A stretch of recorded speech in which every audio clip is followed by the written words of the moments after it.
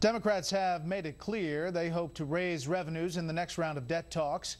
That means tax increases, and they have made it clear they have some favorite targets.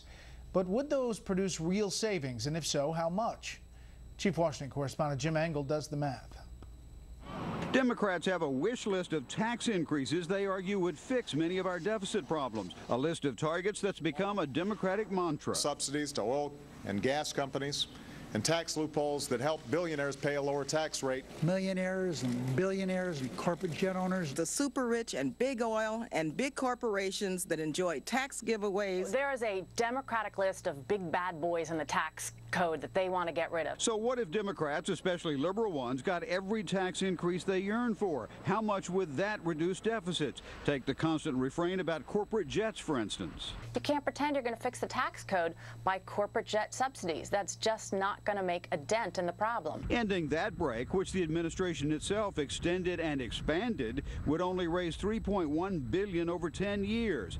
Then the tax reductions on oil and gas companies. Eliminating those only generates about $40 billion over 10 years. Another favorite target is hedge fund managers. There is something fundamentally wrong when a billionaire hedge fund manager pays a lower tax rate than his secretary. Those managers' income is taxed as capital gains, which is lower than the regular tax rate, but changing that would only bring in some $20 billion over 10 years.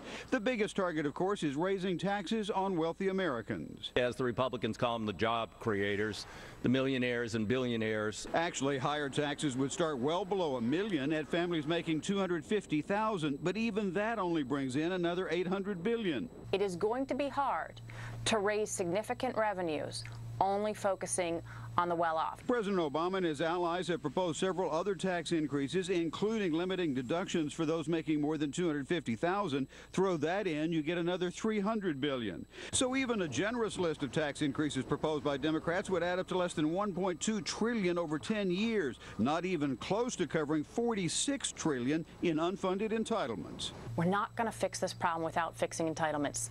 Social Security, Medicare, Medicaid.